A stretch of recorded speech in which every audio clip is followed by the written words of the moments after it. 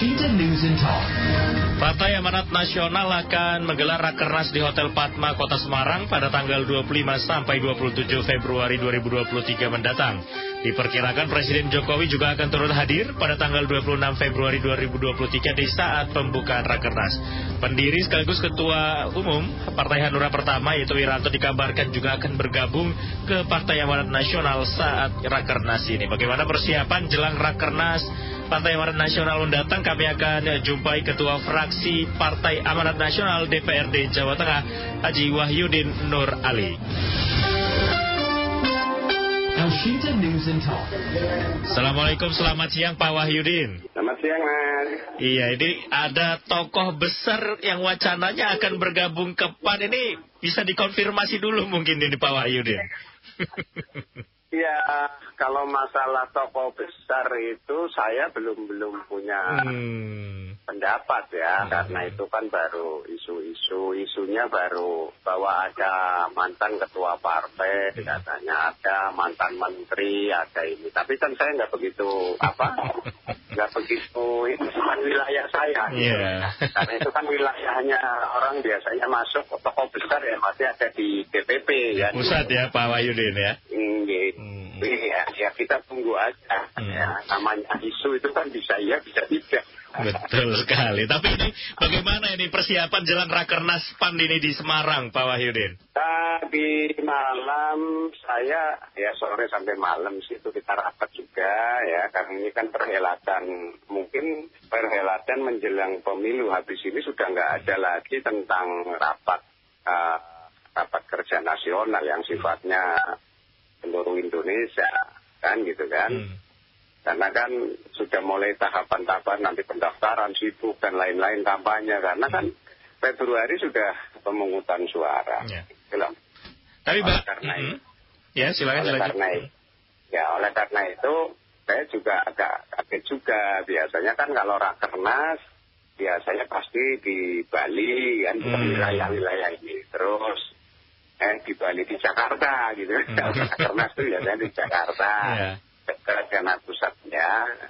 Cuman kali ini kan Jawa Tengah mendapatkan kehormatan menjadi tuan rumah gitu. Tuan rumah artinya Rakernasnya dilakukan di Semarang.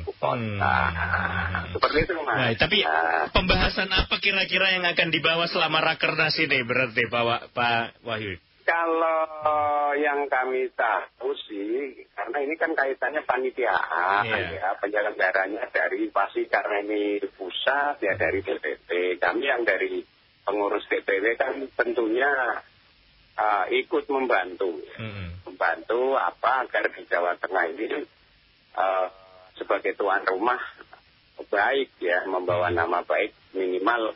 Kalau di Jakarta itu macet, kalau barangkali kalau ini di Jawa Tengah lebih nyaman ya gitu ya. Kita hanya mempersiapkan itu ya. Yang kedua kalau yang namanya Rakernas ini kan pasti kan ini menjelang pemilu. Maka prioritasnya adalah pemenangan pemilu. Nah tentunya di dalam pemenangan pemilu ini kan ada strategi, ada target, dan bagaimana cara memenangkan pemilu. Tentunya seperti itu aja bahasanya. Gitu. Tapi biasanya nih Pak Wahyu ya, kalau di partai-partai yang sudah kalau ada agenda besar ini akan ada deklarasi. Kira-kira ada deklarasi juga gak ini Pak Wahyu untuk DPWPN, untuk Rakernas PAN kali ini?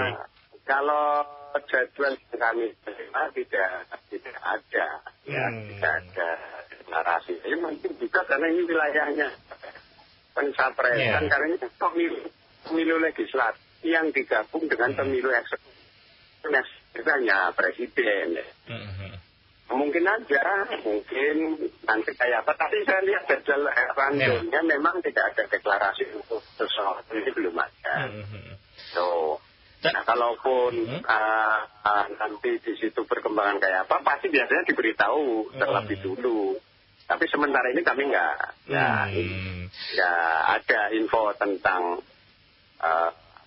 deklarasi ya, karena Karena kami pernah dipesenin sama ketua kita, kalau untuk Pilpres kita nggak usah baperan, nggak usah enjoy aja gitu. Karena santai saja ya Pak Wahyu. Iya, karena kan kita tahu bahwa sekarang kita lihat aja. Kalau saya pribadi saya melihatnya begini. Pilpres ini agak aneh karena presiden dibatasi oleh presidensial threshold, ya. Jadi yang dibatasi adalah yang ngusung, kan begitu. Sedangkan kalau menurut saya yang dibatasi mestinya kemampuannya, kan gitu. Ini memimpin negara Indonesia yang kemampuannya mestinya harus cukup, harus mampu, kapabilitasnya terutama. Tapi ini kan sekarang ributnya jadi dibatasinya malah mengusung, kan gitu, Mas. Nah, presidensial ini kalau kita lihat kan sudah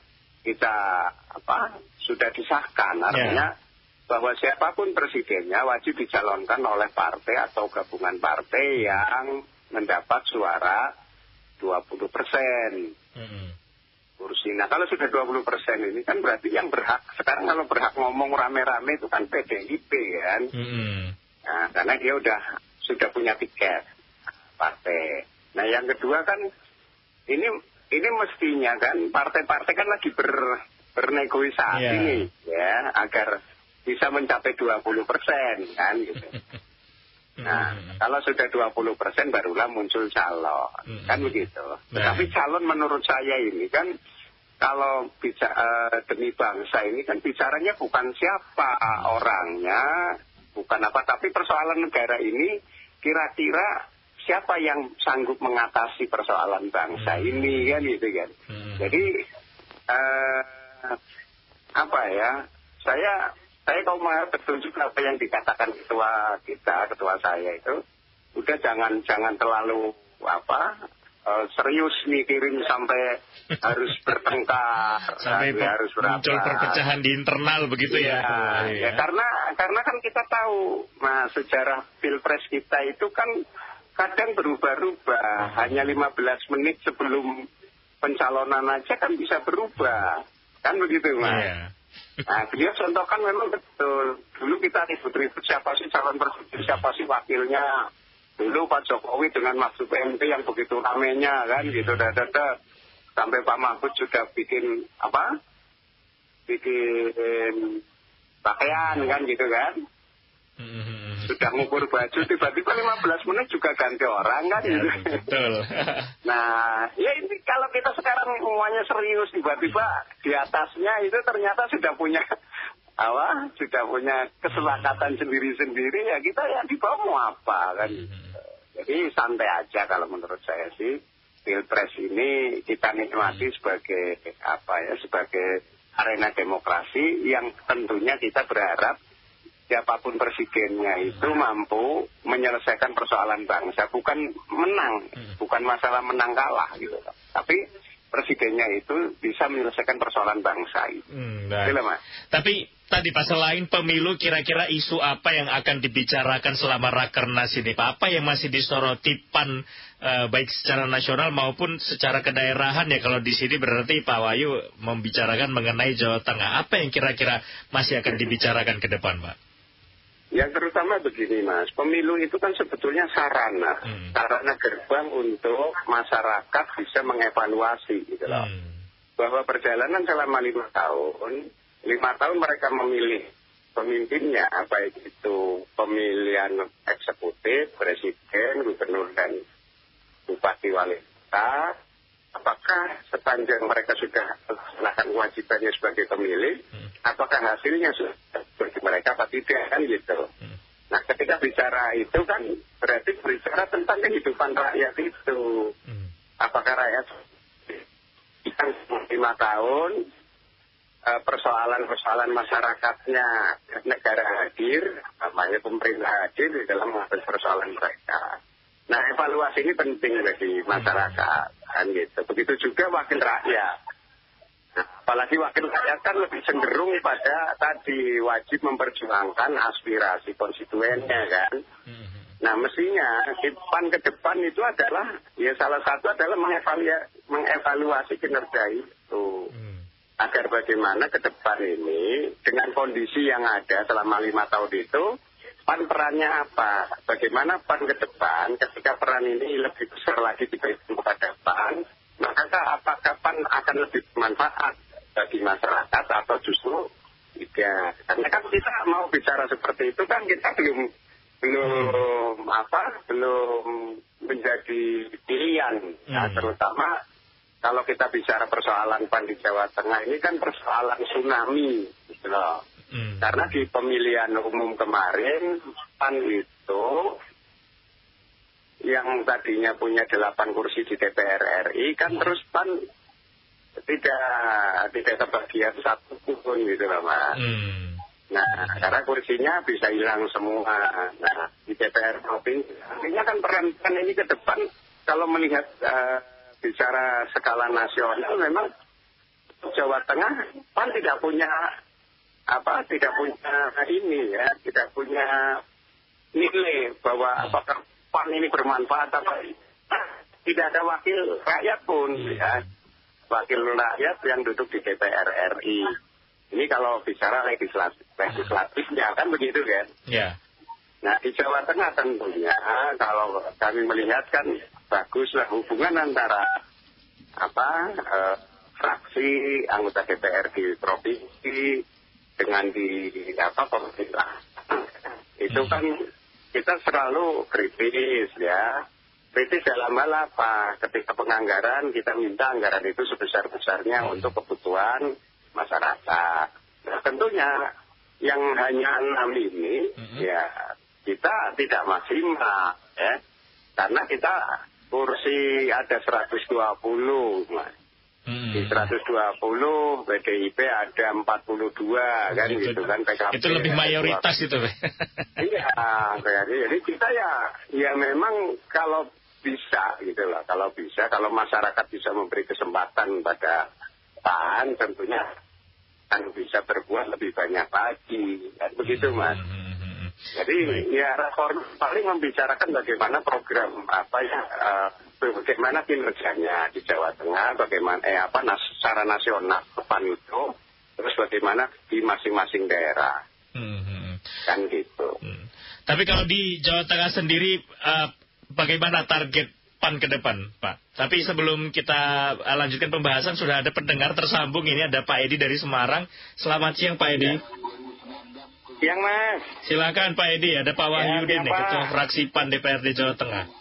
Ya, ini Partai PAN kalau memang istilahnya untuk mendukung buat NKRI lebih baik, luar biasa.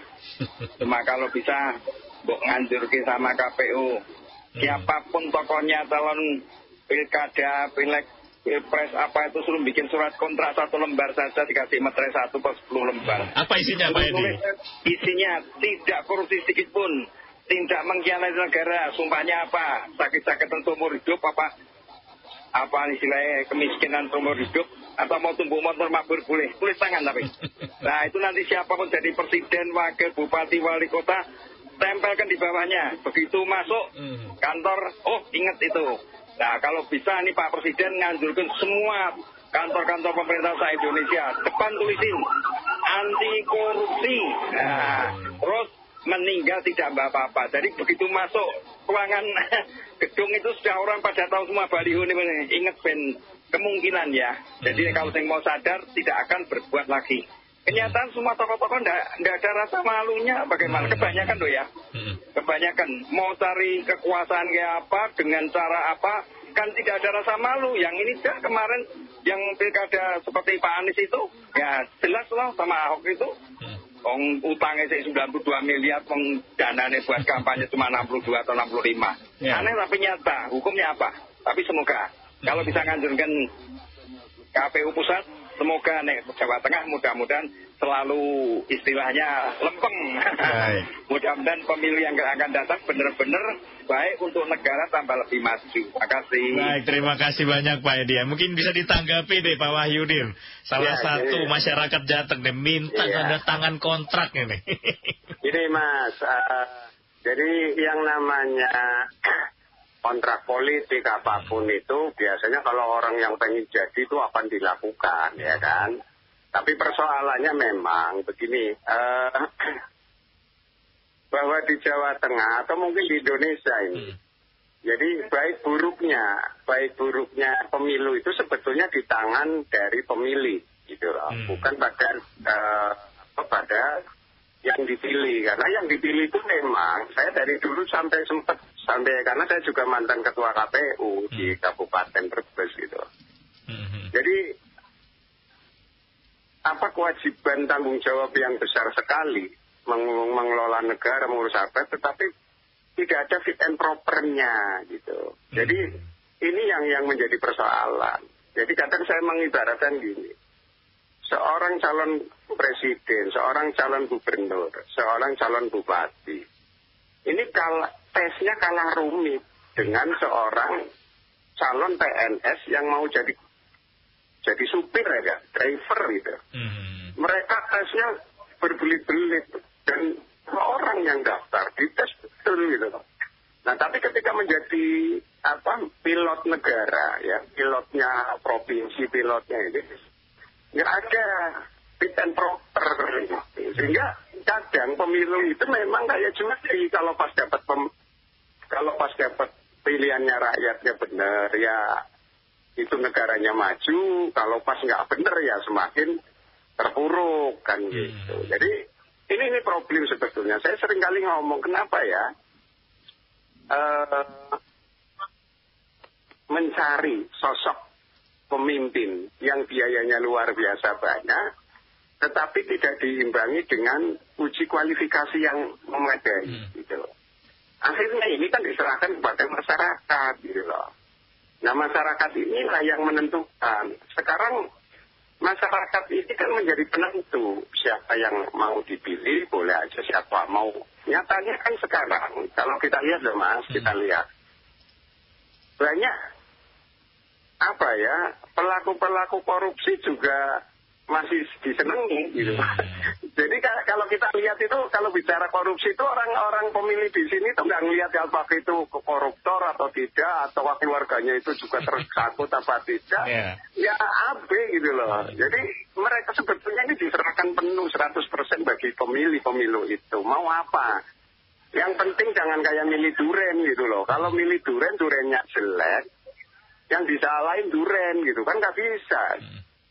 Ya kan kalau kita milih durennya nggak manis ya yang disalahinnya yang milih kan begitu. Tapi ini memang harus ada pendidikan politik yang cukup dengan kondisi aturan yang seperti tadi. Aturannya terlalu longgar, maka pemahaman pemilih itu penting agar bagaimana tidak salah pilih. Nah ini yang penting Mas.